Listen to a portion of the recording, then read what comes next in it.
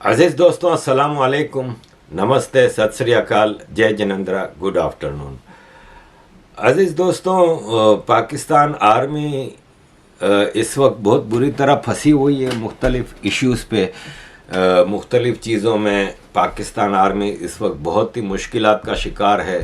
ख़ास तौर पे एक पंजाबी आर्मी पंजाबियों से इस वक्त लड़ पड़ी है, या पंजाबी आर्मी से लड़ पड़े हैं, और उसमें इनको बहुत नुकसान हो रहा है।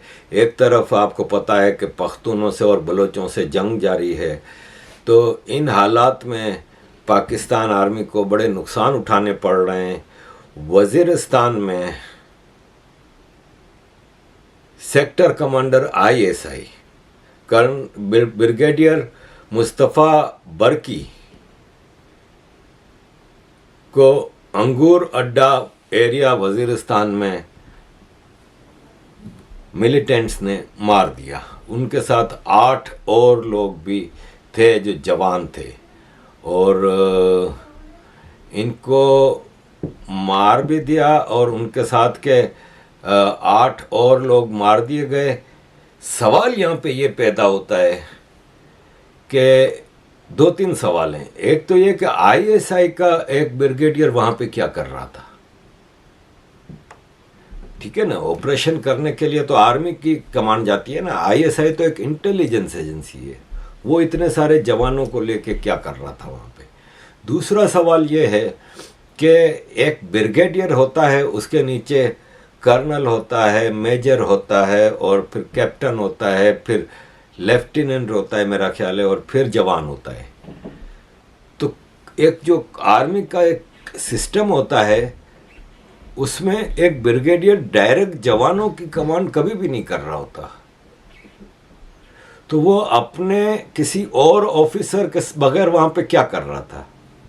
तो ये सब चीज़ें हैं जो बताती हैं कि पाकिस्तान आर्मी इस वक्त टोटल सिस्टम से हट के चीज़ें कर रहे हैं। और ब्रिगेडियर बरकी, मुस्तफ़ा बरकी जो मारा गया, उसका जनाजा हुआ, और उसमें army chief, president of Pakistan, prime minister of Pakistan सब गए। उसकी मनुष्य शक्ल भी देखी झुक झुक के। लेकिन ये अब पाकिस्तान का आप देख रहे हैं, रेगुलरली खबरें आ रही हैं, मुसलसल ये चीज़ें हो रही हैं। ये डेरा इस्माइल खान में फायरिंग हुई मिलिटेंट से, आर्मी के 3 जवान मार दिए गए। इसी तरह बलूचिस्तान में बुलीदा में बलोच लिबरेशन आर्मी ने बताया कि बुलीदा खुजदार बलूचिस्तान में मुख्तलिफ हमलों में पाकिस्तान फ़ौज के 4 अहलकार हलाक कर दिए गए। अब ये चीज़ें आर्मी चारों तरफ से मार खा रही है। और इसके अलावा जो सिचुएशन है वो ये है कि आर्मी अपनी ओरिजिनल काम से जब हट जाए ना, तो फिर ये सब होता है। पॉलिटिक्स कर रहे हैं, बिजनेस कर रहे हैं, सब कुछ कर रहे हैं। अब ये आप देखें कि ये जो ज़मीन है,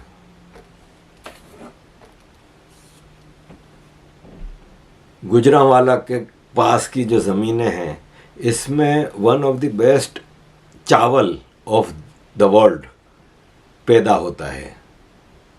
उस चावल की जहाँ पे काश्त होती है, उसको वो ज़मीन पे DHA बन रहे हैं गुजरांवाला के पास।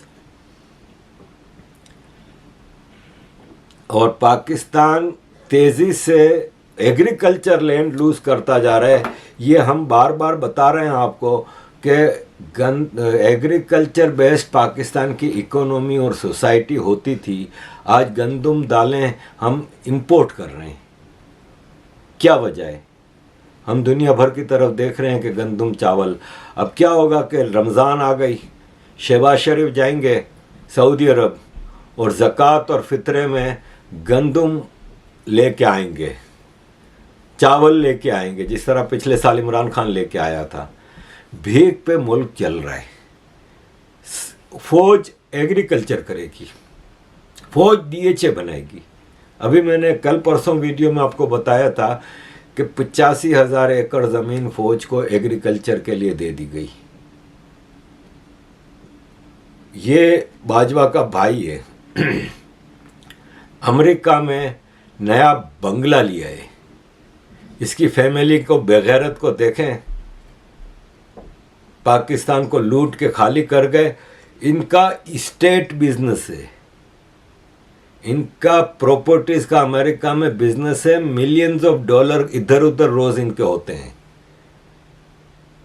आर्मी इस तरह से चीज़ें में फंसी हुई है और जो असल इनका काम है वो कर नहीं रही। अब इज्जत आर्मी की मट्टी में मिली हुई है। इस वक्त पूरी दुनिया थू थू कर रही है आर्मी के ऊपर। पाकिस्तानी पूरी दुनिया में, अमेरिका में, यूरोप में, अरब कंट्रीज में, हर जगह आर्मी पे थू थू हो रही है।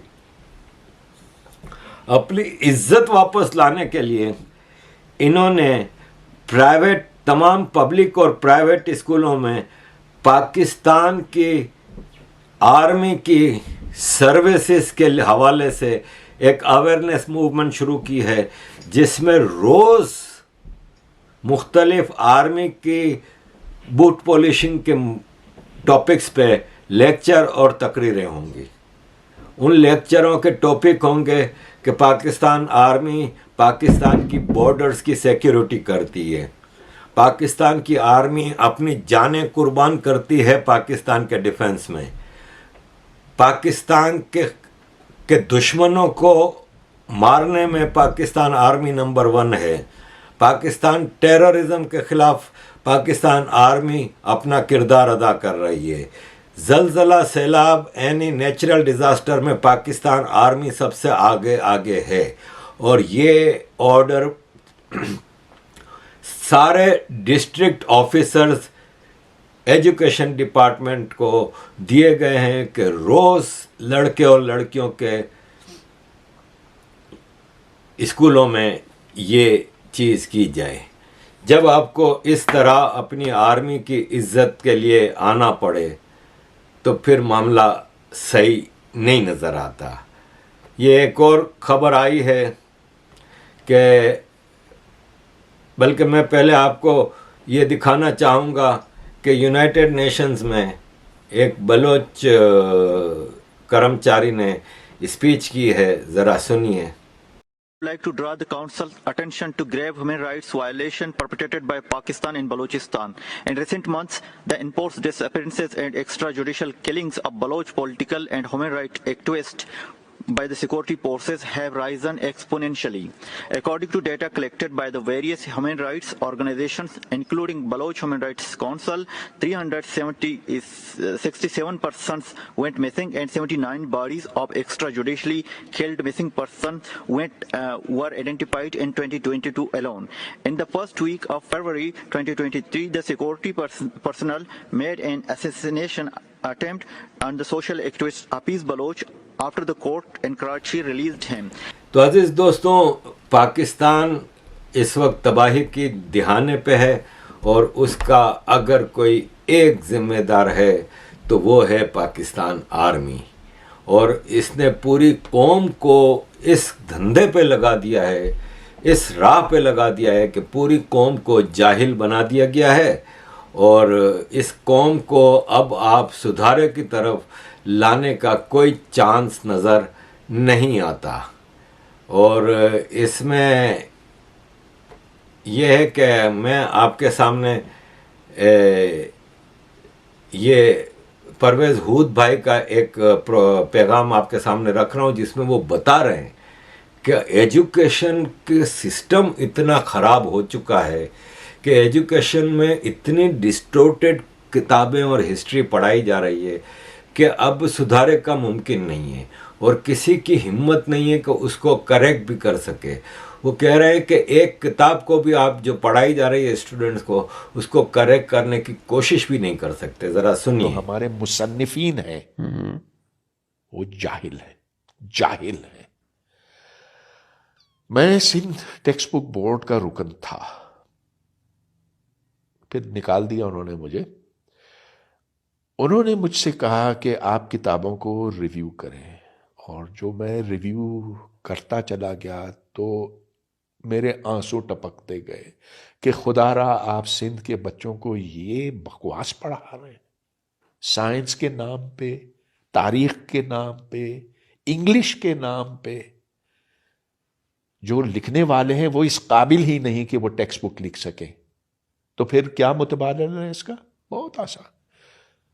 बहुत सी अच्छी किताबें हांगकांग में छपती हैं, सिंगापुर में छपती हैं, दूसरे मल्टी कल्चरल मुल्कों में छपती हैं।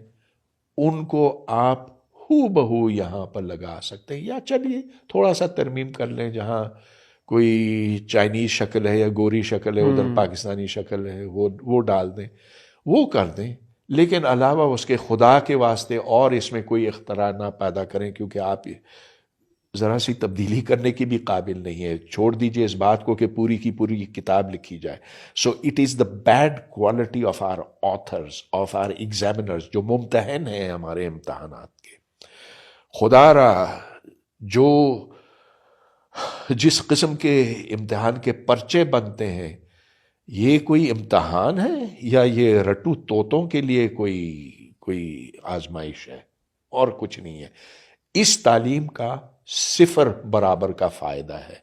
हाँ, सर्टिफिकेट मिल जाता है, लेकिन उससे आगे और कुछ नहीं। जो साइंस दुश्मनी हमारी निसाबी कुतुब के अंदर भरी हुई है, जो Punjab text book board, Sindh text book board से छपती हैं, वो इतनी वाज़े है कि मैं तो ये सोचता हूँ कि साइंस को अगर हम ना भी पढ़ाएं अपने स्कूलों में तो रत्ती बराबर फ़र्क नहीं पड़ेगा। अब जैसा कि नज़रिया इर्तक़ा है, जहाँ इल्म की कदर ना हो वहाँ तालीम नहीं पनप सकती, वहाँ नया इल्म जन्म नहीं ले सकता। आप देखते हैं कि प्रोफेसरों के घरों में किताबें आपको नहीं मिलेंगी, हालांकि महाना उनकी आमदन, फुल प्रोफेसर जो है पाकिस्तान में 5-6 लाख रुपए से कम नहीं कमाता, मगर उनके घर जो हैं वो किताबों से खाली होते हैं। वो जब बैठते हैं तो कोई इल्मी बात नहीं होती। तो जो एकेडमिक कल्चर है वो पाकिस्तान के अंदर मौजूद नहीं। आप जितना भी पैसा डालें उसका आपको रिवॉर्ड नहीं मिलेगा। ये बात बहुत पुरानी है और बहुत पीछे से तो पाकिस्तान की आर्मी एक्चुअली अंग्रेज़ों की ट्रेंड है, अंग्रेज़ों की गुलाम है।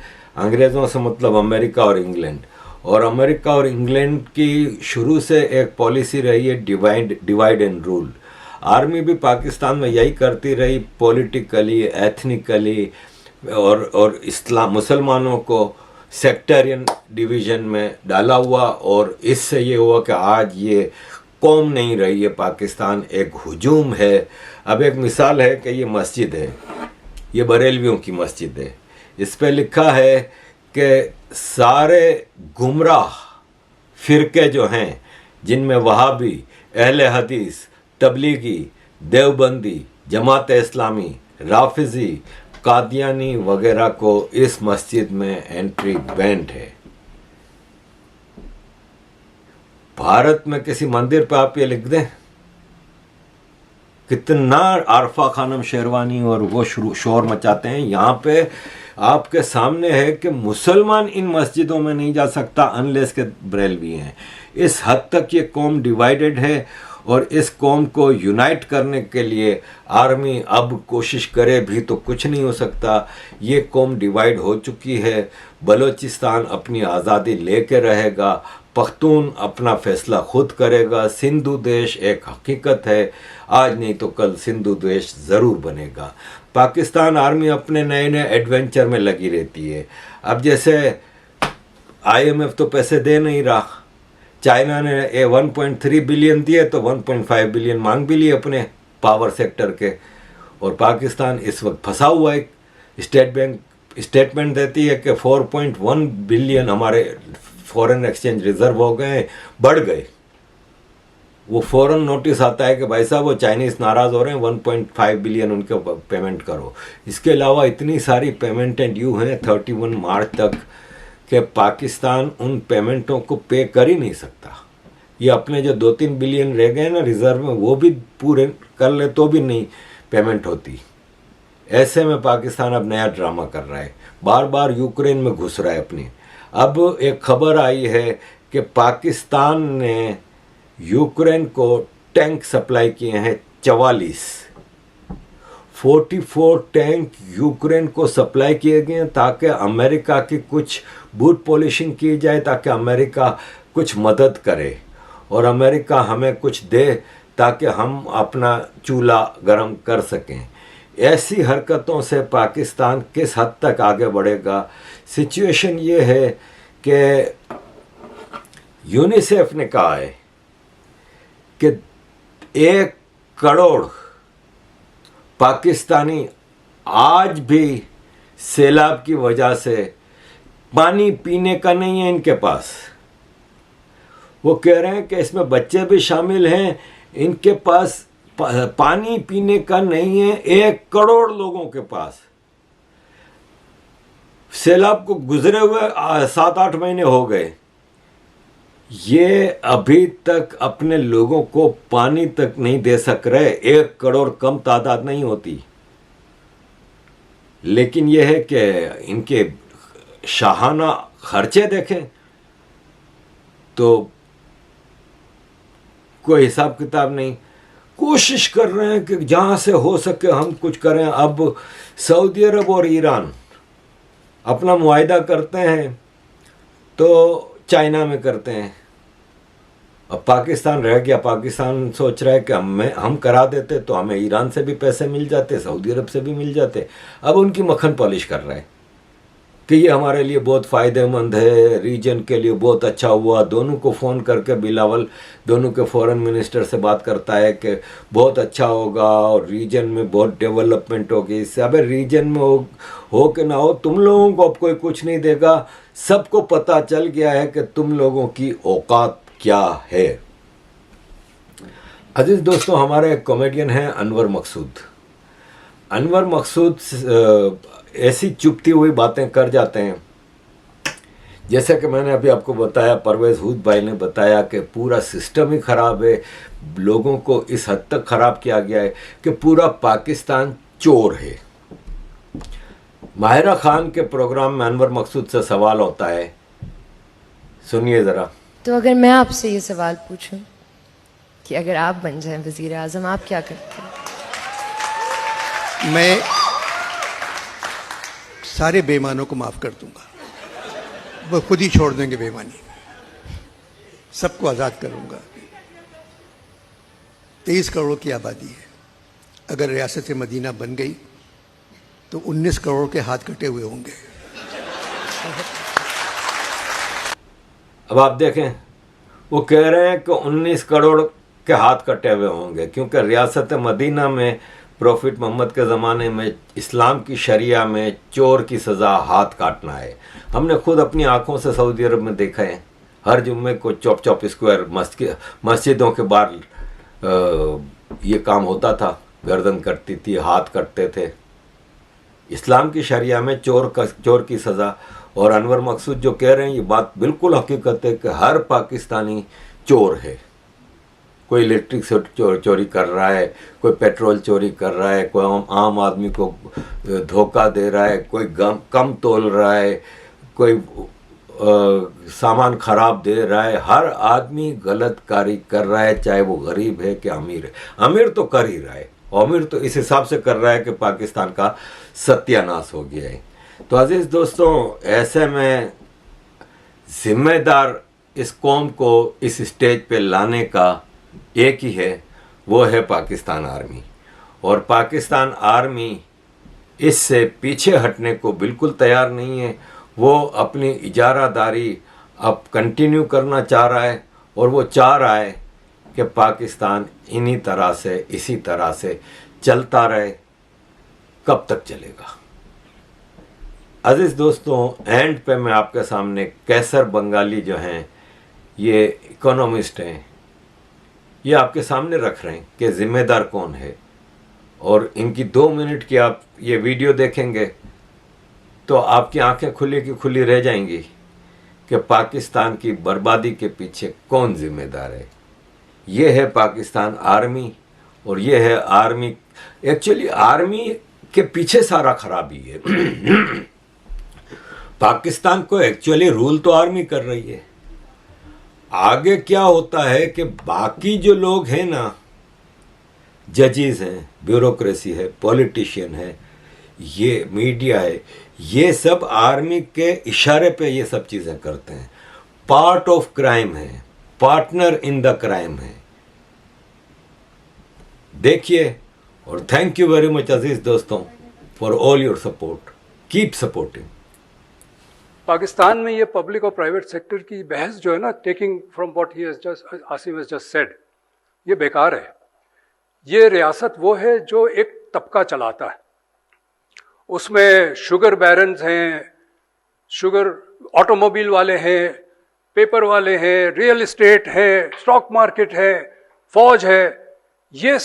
ये पाकिस्तान की वसाइल को अपने लिए इस्तेमाल करते हैं। और ये बहस, ये प्राइवेट सेक्टर नहीं है, ये एक टोला है। कोई एक टोले में कुछ हिस्सा है जो पब्लिक सेक्टर अपने आप को पेश करता है और कुछ टोला है जो प्राइवेट सेक्टर पेश करता है। लेकिन बेसिकली ये दौलत जमा करता है अपने लिए, अवाम से लेकर अवाम को लूट कर। बलूचिस्तान का गैस पानी से भी कम कीमत पे लिया जा रहा है। Fertiliser company, fertiliser is a sector which is dominated by Fauji foundation.